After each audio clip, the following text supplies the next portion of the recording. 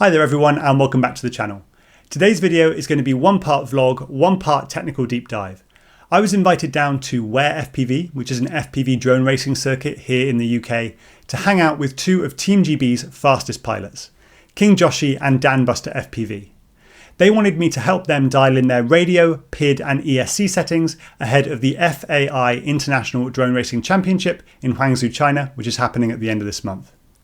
In this video, we're going to meet the pilots, take a look at the WareFPV race course, and then I'm going to be taking you through what I found when I looked into the best Express LRS 2.4 GHz radio settings specifically for racing. It's going to be a super interesting video. I can't wait. Let's dive right into it. If you're a racing pilot who's looking for some technical support with radio setup, PID tuning, filters or ESC settings, then check out the links in the video description. There's all sorts of support on offer. Well, hi there Dan, thanks so much for inviting me down to WareFPV to see the guys fly. I wonder if you might want to introduce yourself and also tell us a little bit about this amazing place where we're flying. Yeah, I'm Dan Stevens. I set up WareFPV probably about 2 or 3 years ago now, purely because Joshy started getting into racing and wanted somewhere to fly. And there was no clubs in the local area, so we basically set up our own club. Wow. You know, we were kind enough to be given some land from the farmer. We put the container in to the field, which allows us to fly pretty much 24/7 if we want.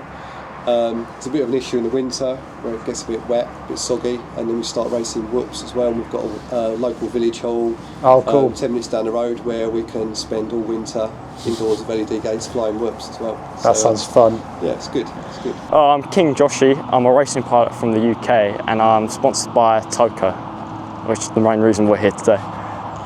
Fantastic. And I guess, what are you looking to get out of today? What are you hoping to get from the visit? And just a better flying quad, really, like something more reliable and something that I feel more comfortable flying, to really give me that boost when I'm in China and competing with like the top guys and stuff. My name's Dan. I'm an FPV racing pilot in the UK. I'm part of Team GB and also a Toka team pilot. Cool. Going to Hangzhou in China for the international championship.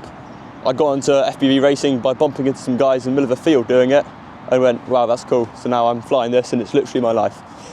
Fantastic. After I met Joshy and Dan, I asked them each to give me a couple of laps on their standard setup to give me a baseline set of logs for the tuning. As you'll see, these guys don't mess around. Check out the DVR.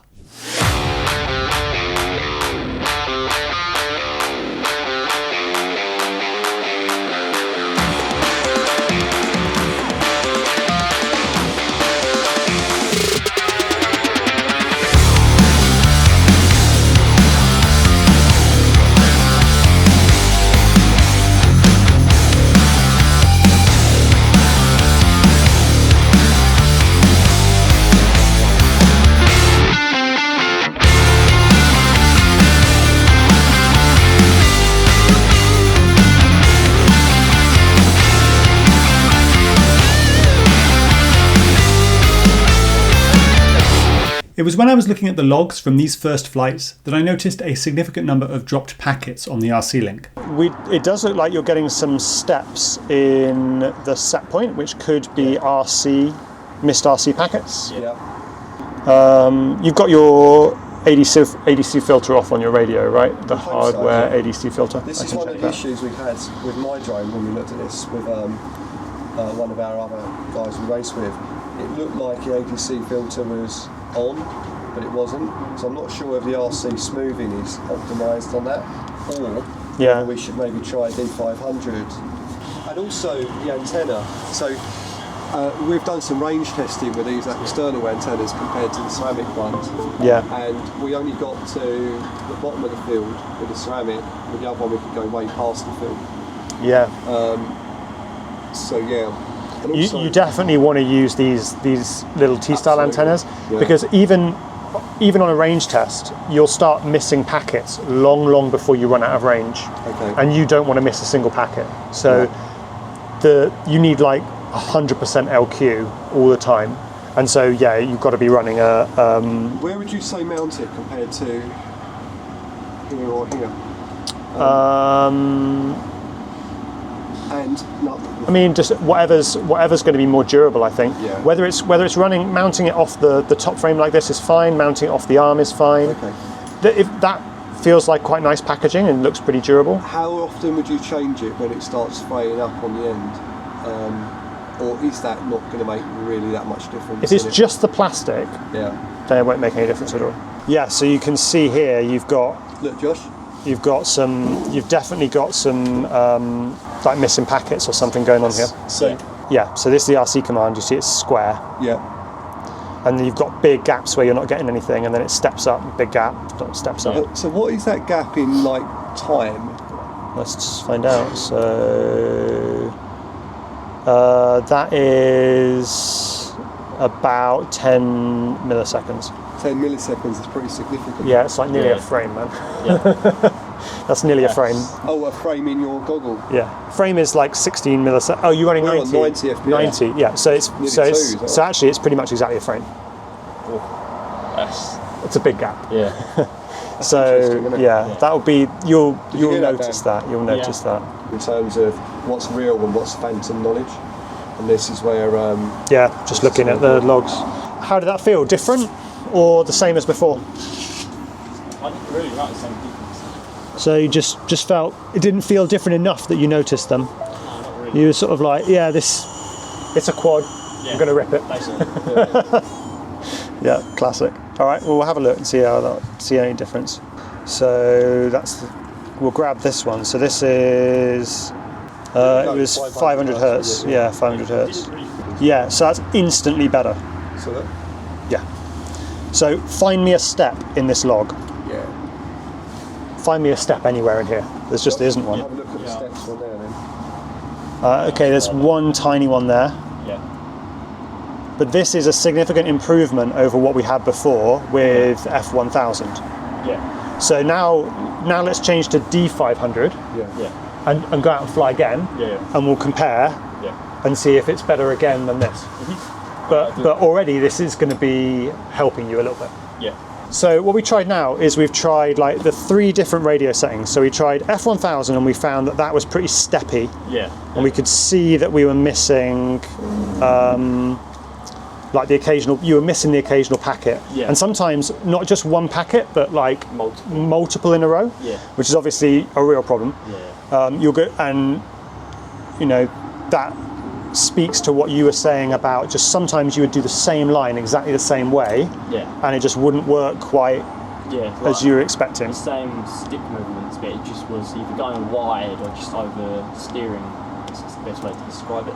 Yeah, well, because basically for a few milliseconds the quad was like just thinking that you've not given it more stick input.